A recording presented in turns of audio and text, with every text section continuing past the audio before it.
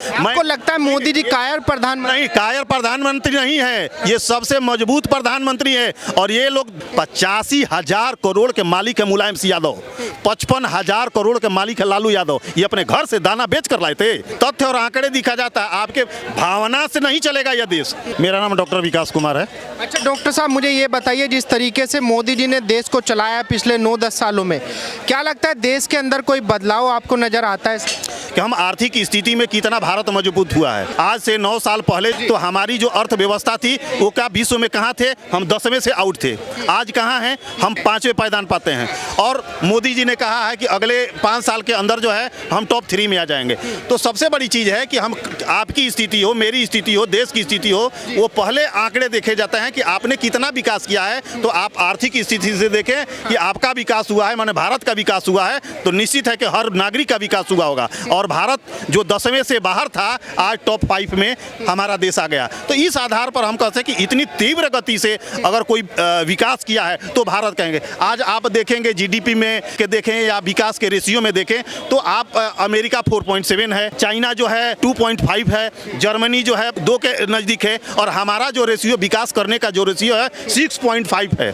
6.5 विश्व में सबसे ज़्यादा है। विश्व में सबसे ज़्यादा। यह कहने का मतलब यह है कि जिस तीव्र गति से भारत को मोदी जी ने आगे बढ़ाया है, अमेरिका हो, चीन हो, रसिया हो, सभी के सभी देश डाउनफॉल में जा रहे हैं और हमारा देश आगे जा रहा है। तो आर्थिक आंकड़ा देख लीजिए, विकास करने की तीव्र गति देख लीजिए, और सबसे बड़ी चीज़ देखिए इस देश की सुरक्षा।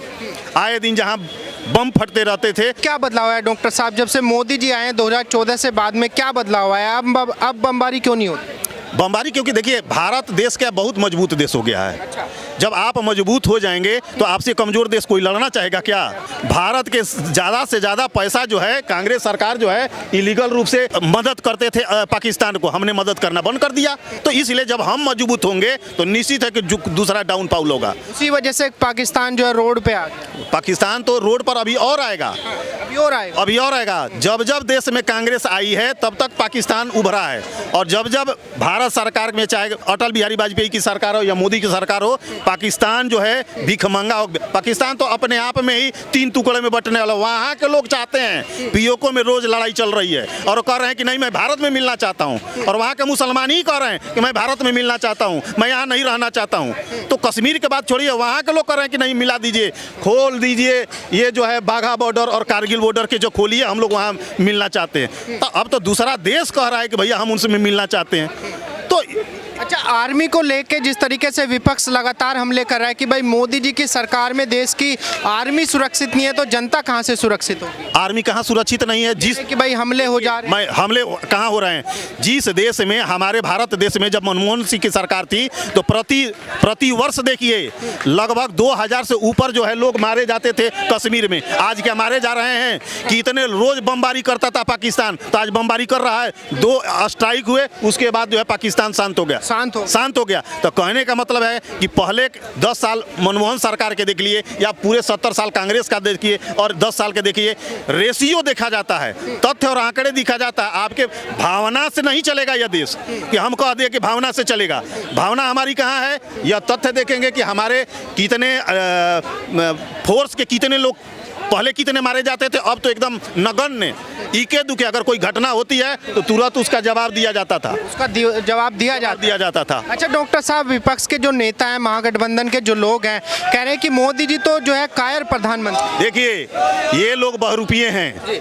कहा जाता है कि दिल मिले चाहे ना मिले, पेट मिलना चाहिए। ये लोग पेट मिला रहे हैं, दिल कहीं इनका मिल नहीं रहा है। आपको लगता है मोदी जी कायर प्रधानमंत्री? नहीं, कायर प्रधानमंत्री नहीं है, ये सबसे मजबूत प्रधानमंत्री है। और ये लोग भारत के जनता को हर एक राज्य में मूर्ख बना रहे हैं।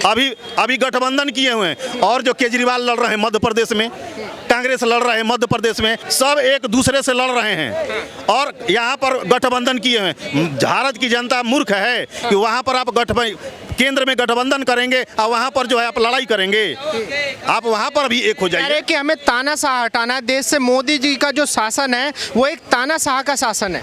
माने किस आधार पर तनाशा है भाई बता दें, कैसे तनाशा है? खाली तनाशा शब्द कह देने से हो जाएगा? हम तो कह रहे हैं कि आप तनाशा हैं, तो आपने क्या किया है? कह रहे कि भाई ईडी और सीबीआई का गलत यूज कर रहे हैं, ईडी बोलने की आजादी खत्म कर दी मोदी। अभी अभी केजरीवाल जी के ये जितने मंत्री गए हैं, ये तो हाई कोर्ट ने कहा है ना कि 100 करोड़ रुपया का जो है लेन देन हुआ है, हेरा फेरी हुआ, ये तो कोर्ट कह रहा है, ये तो मैं नहीं कर रहा हूँ। और क्या केजरीवाल के पास बहुत सारे वकील नहीं है क्या? आज केजरीवाल जब वो 3000 करोड़ जो है एडवर्टीजमेंट के नाम पर दे सकते हैं, तो कितने मनु सिंघवी से लेकर और सुप्रीम कोर्ट में एक से वकील खड़ा कर सकते हैं। लेकिन अब वो जो आंकड़े हैं वो कह रहे हैं कि भाई मोदी जी डरे हुए हैं, वो सो भी नहीं पा रहे। मोदी जी डरे हुए नहीं हैं, यही केजरीवाल थे जब कहते थे कि वाड्रा के खिलाफ मेरे पास देखिए फाइल है, ये कल जेल में चले जाएंगे, प्रियंका चले जाएंगे, पता नहीं राहुल गांधी चले जाएंगे, शीला दीक्षित चलेंगे, अरुण जेटली चले जाएंगे, और 4 लोगों से जिन पर इन्होंने परिकर से लेकर और जेटली से लेकर इन्होंने माफी मांगा। जब उन्होंने नोटिस भेजा तो कहे कि आपकी सदस्यता चली गई, तब इन्होंने कहा कि अरे भाई हमसे गलती हो गई। ये तो अपने थूक कर चाटते हैं। हाई कोर्ट सुप्रीम कोर्ट मूर्ख है, क्यों नहीं लोग को बिल दे रहा है? आंकड़े हैं तब ना कि ऐसे ही आप हवा बात देखिए, आपके भावनाओं से नहीं चलेगा। और आपके ये कोर्ट है, कोर्ट के पास आपके तथ्य चलते हैं। ये सिविल कोर्ट नहीं है कि आप अपना मनगढ़ंत कहानी बना देंगे और भावनाओं को लेकर चल देंगे। आपको फैक्ट्स देने पड़ेंगे और फैक्ट्स इनके खिलाफ है। जब कोर्ट कह रहा है कि 100 करोड़ का हेरा फेरी किया गया है, तब इसके अलावा बचता क्या? और इतने ईमानदार, कट्टर ईमानदार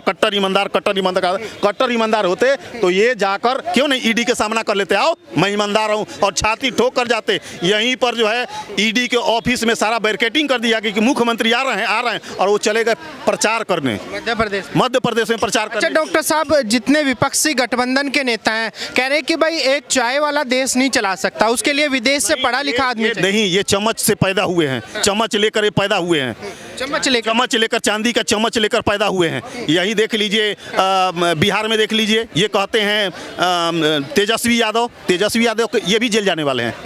तेजस्वी यादव भी जेल जाने में हैं। सारे घोटाले, मैं कहता हूं, ये पहले बताइए कि जिस देश में अगर कहते हैं कि आज से 30 साल पहले लालू यादव और मुलायम यादव क्या थे? एक क्लर्क थे, एक मास्टर थे प्राइमरी में। 85,000 करोड़ के मालिक है मुलायम सिंह यादव, 55,000 करोड़ के मालिक है लालू यादव। ये अपने घर से दाना बेच कर लाए थे। ये मेहनत का पैसा, मैं तो वही जिस तरह से टेरिस पर कह रहे हैं कि हम अपने छत पर जो है फूल गोभी बेचकर जो है पीची दम्बर कह रहे हैं कि हम खरबों रुपया जुटा लिए, तो बाकी किसान अपना छत पर फूल गोभी नहीं उगा सकता है क्या?